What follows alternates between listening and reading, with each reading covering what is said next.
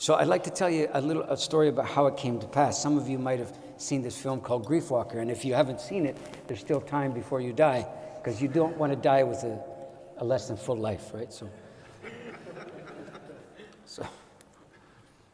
So anyway, it's made by a guy named Tim Wilson for the National Film Board of Canada, and it's had a lot of consequence in my sweet short life. I want to tell you how it happened, though. So I have to admit it, and I repent, but I used to do therapy. I'm sorry, I can't believe it even now when I think about it, but I'm a recovering mental health professional, if that's worth anything to you. So I repent, and I'm not doing it anymore, and I'm really sorry. Okay, so that's my credentials. Now I'm going to write a self-help book, and I'll make $1 million.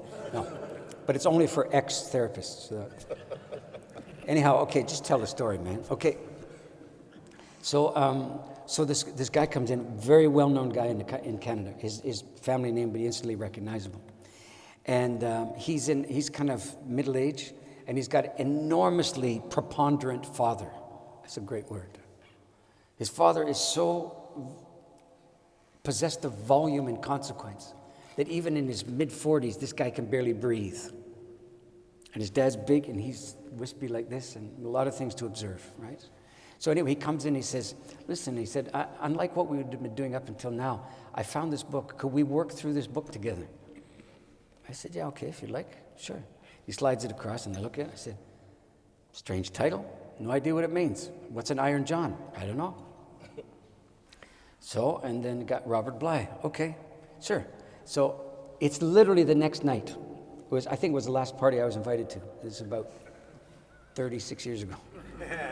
And so I'm at the party, and it's at a set designer's who's in the film industry. So this woman comes up to me in the party, and she says, how'd you like to be in a movie? And I'm thinking to myself, yep, well, sooner or later you live long enough, somebody's going to ask you if you want to be in a movie. As a kind of come on, that's what I figured was going on there.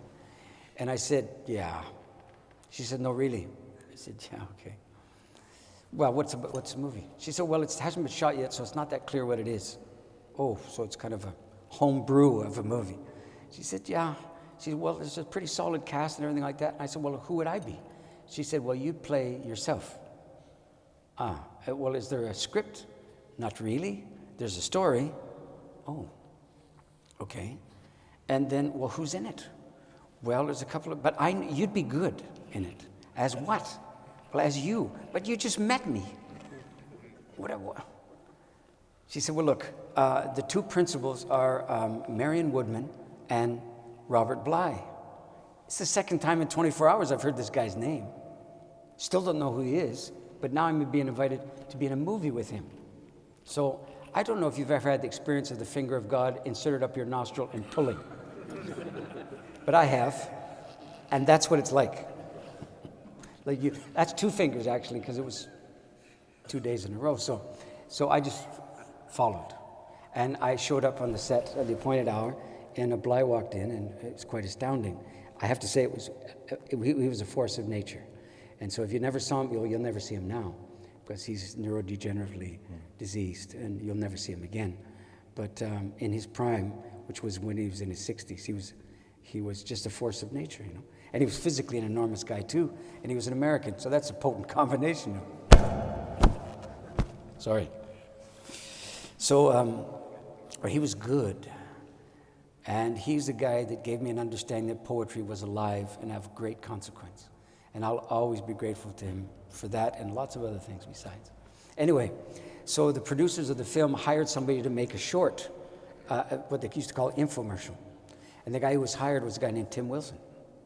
And that's how I met him, and that's how Grief Walker eventually got made, and so forth and so on. That's the background.